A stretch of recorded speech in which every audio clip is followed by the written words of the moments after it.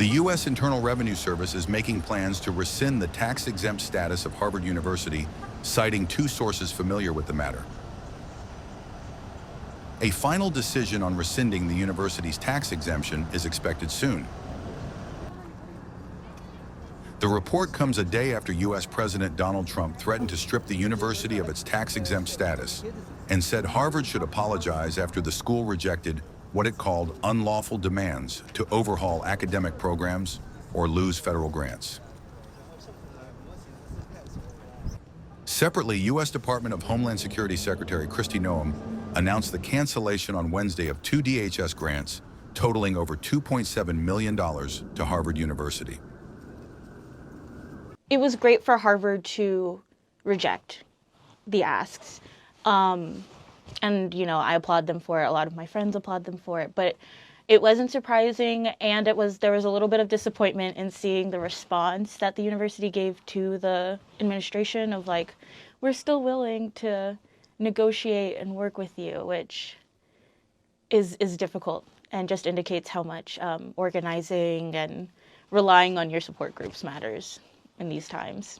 I think I certainly applaud their decision to say no. I'm worried that it's not the end of the story yet, right? Like, if we had the full-throated support of Harvard's administration in our intellectual curiosities and our ability to have freedom of expression and freedom of assembly, due process even, I think it would be a slightly different story. But I'm skeptical. I'm skeptical that this idea of preserving our intellectual vitality will last. And it's a university. That's like the only reason why it exists. So hopefully I'm wrong, but I do feel a little bit nervous about researchers' ability to teach, create more research, help better the world. Yeah, that's what institutions like this should be here for. Not making money. Yeah. I would love to see the university really stand up and continue to reject these, like, insane requests from the administration. For instance, one of the groups that they requested be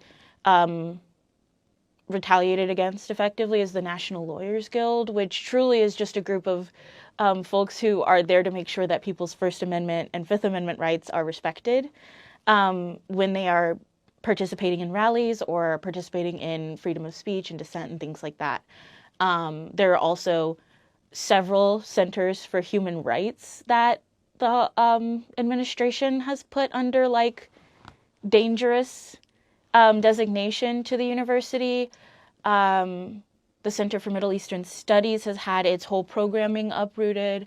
There are a lot of things that I think would be really important for the university to keep, like, as, like, very important aspects of the intellectual community that Harvard is professing to be.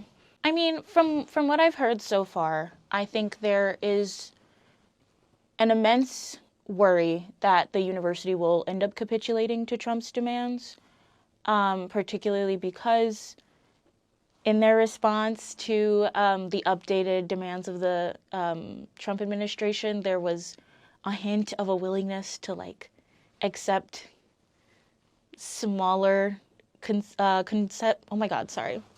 There was a willingness to maybe negotiate around more reasonable demands, but none of these demands are reasonable because they put everyone in the community at risk and really wondering about their livelihoods and their ability to do their work properly. And it really just has kind of shown a frustration that everyone in the university has, both with the administration and not knowing if the Harvard Corporation will protect what they do and who they are.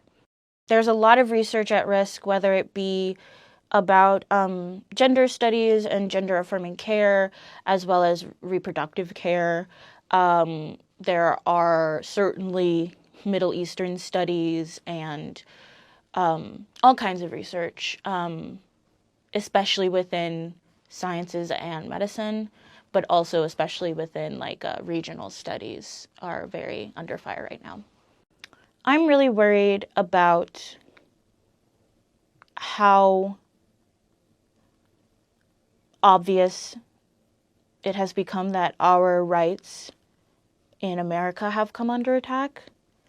Like I just keep thinking about how the demands that have been made of all of these universities in the Northeast and across the country really are specifically targeting the right to speech, assembly, press, and due process. And I think it worries me that people aren't,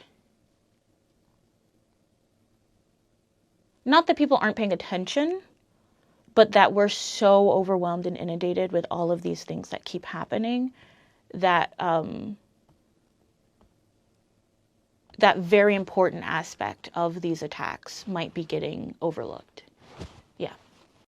The president of Harvard's decision to, not obey by the Trump's administration attacks on university is pretty courageous, and I fully support it. I think it's important as a community here to, gather and face this all together. And I think this is an attack on academic freedom, and I think it's a threat to democracy. I think it was really admirable. I mean, we've seen the way that other schools have been responding to it and how they've kind of been giving in to what the administration has been demanding. And I think that the fact that Harvard is willing to take a stand against that when so many schools aren't is really admirable. And as somebody who isn't in Harvard right now, I do feel like it does definitely make me more attracted to this college, because I do feel like this is a place that would actually value me and my identity more than other colleges that might not actually care about DEI as much as Harvard does. I definitely hope that Harvard is going to use some of its endowment to support continued financial aid for students, some of the critical research in cancer research, medical research, and innovation that is happening at this place. But it is definitely gonna be felt all over campus, and we'll have to see, exactly what is gonna be cut, and if professors are gonna have to be fired, or they're gonna be able to admit less students. We simply don't know at this point, but I feel a lot of confidence in Harvard to make good decisions on this. All students here are incredibly proud right now that Harvard is standing up for academic integrity, that it's standing up for free speech. And we just hope that Harvard is gonna continue to stand up against any pressure from the Trump administration.